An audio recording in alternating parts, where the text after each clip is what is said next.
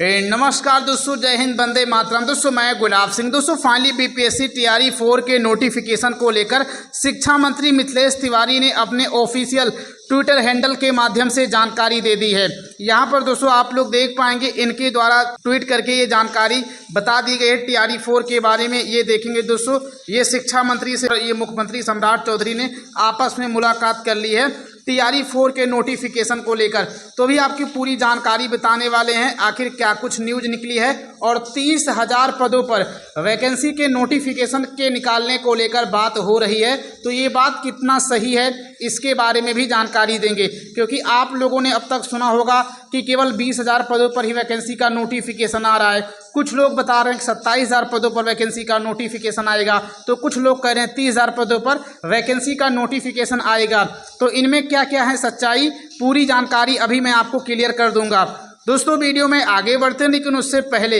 अगर आप लोग हमारे इस चैनल पे नए हैं, चैनल को सब्सक्राइब करके नोटिफिकेशन बेल ऑन जरूर कर लें, क्योंकि हमारे इस चैनल के माध्यम से आप सभी को आने वाले समय में बिहार में कभी भी किसी वैकेंसी को लेकर कोई भी सूचना होगी, कोई भी जानकारी होगी, मेरे इसी चैनल के माध्यम से तुरंत और सबसे पहले जानकारी बताई जाएगी। दोस्तों वीडियो में आगे बढ़ते हैं, लेकिन उससे पहले अगर आप सभी लोग टेस्ट पेपर पर मॉक टेस्ट लगाना चाहते हैं या आप सभी का पास खत्म हो गया है, आपने परचेज किया था, तो फाइनली टेक्स्ट बुक की तरफ से 29 जुलाई से लेकर 31 जुलाई के बीच, यानी आज ही रात 12 बजे से लेकर 1 बजे के बीच अगर आप लोग इसमें एनरोल करते हैं तो आपको केवल और केवल 399 रुपये में 1 साल के सभी एग्जाम के मॉक टेस्ट में एक्सेस करने का मौका मिलेगा। एसएससी हो गया, रेलवे, बैंक, बिहार का कोई भी टीआरई 4 हो, स्टेट हो, सभी एग्जाम में आप लोग एनरोल कर पाएंगे और मॉक टेस्ट लगा करके अच्छे तरीके से तैयारी कर पाएंगे। और इसके लिए अगर आप लोग इसमें और भी डिस्काउंट चाहते हैं तो आप लोग हमारा कूपन कोड OF12 का इस्तेमाल करेंगे तो आपको और डिस्काउंट मिल जाएगा।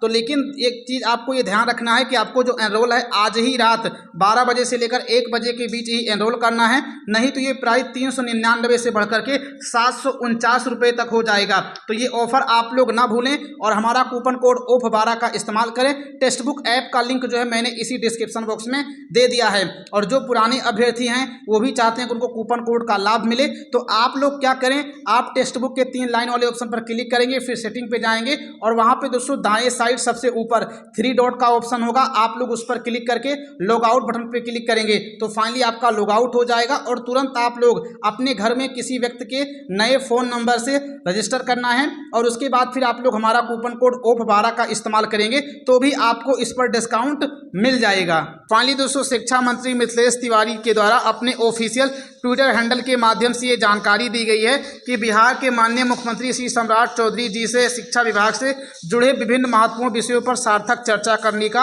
अवसर प्राप्त हुआ है और इस दौरान विशेष रूप से टीआरई 4 की अध्याचना सहित शिक्षा व्यवस्था से संबंधित अनेक महत्वपूर्ण बिंदुओं पर विस्तृत विचार विमर्श हुआ है। यानी कहने का मतलब दोस्तों ये है कि टीआरई 4 को लेकर इन्होंने बात कही है और जैसा कि दोस्तों सूचना सामने निकल के आ रही है, फाइनली शिक्षा मंत्री ने टीआरई 4 की अध्याचना तैयार करके सामान्य प्रशासन विभाग को भेज दिया गया है, जिसको अंग्रेजी में हम सब लोग गैड बोलते हैं, यानी जनरल एडमिनिस्ट्रेटिव डिपार्टमेंट बोलते हैं। आगे यहाँ पर दोस्तों देखेंगे एक इसी के संबंध में अध्याचना वाला लेटर जो है वायरल हो रहा था, तो ये लेटर जो है पूरी तरीके से फेक है। ये बात सत्य है कि 1 to 5, 6 to 8, 9, 10 और 11, 12 की अध्याचना शिक्षा विभाग से सामान्य प्रशासन विभाग भेज दी गई है, लेकिन अभी बीपीएससी के पास नहीं भेजा गया है। तो ये लेटर जो है बीपीएससी की तरफ से निकला हुआ लगता है, लेकिन ऑफिशियल वेबसाइट पर बीपीएससी के कहीं पर भी ये नोटिस नहीं है। तो ये नोटिस दोस्तों पूरी तरीके से फेक है। अब यहाँ पर दोस्तों बात ये करते हैं मेन पॉइंट के बारे में कि अब तक क्या स्टेटस है और विज्ञापन कब तक जारी हो सकता है और साथ ही कितने पदों पर विज्ञापन जारी होने वाला है। तो पहली बात यहाँ पर ये बताता हूँ टीआरई 4 की अध्याचना के पूरे प्रोसेस के बारे में। तो यहाँ पर दोस्तों टीआरई 4 की अध्याचना जो आती है, पहले दोस्तों क्या होता है, शिक्षा विभाग सभी जिलों से रिक्तियाँ मंगाता है और रिक्तियाँ मंगाने के बाद उन सभी जिलों का रोस्टर तैयार करता है शिक्षा विभाग, और जैसे शिक्षा विभाग ये तैयार कर लेता है तैयार करने के बाद शिक्षा विभाग के शिक्षा मंत्री जो मिथिलेश तिवारी हैं वो इस अधियाचना को सामान्य प्रशासन विभाग के पास भेज देते हैं और सामान्य प्रशासन विभाग के जो मालिक हैं, जो हेड हैं, जो मुखिया हैं, वो सम्राट चौधरी हैं। यानी सम्राट चौधरी की अब इस पर मुहर लगेगी। तो सम्राट चौधरी के पास ये अधियाचना चली गई है और इसीलिए दोस्तों शिक्षा मंत्री मिथिलेश तिवारी सम्राट चौधरी से मिलने गए थे ताकि टीआरई 4 के अधियाचना पर मुहर लगाई जा सके। तो अब यहाँ पर दोस्तों फाइनली मुख्यमंत्री सम्राट चौधरी के पास या सामान्य प्रशासन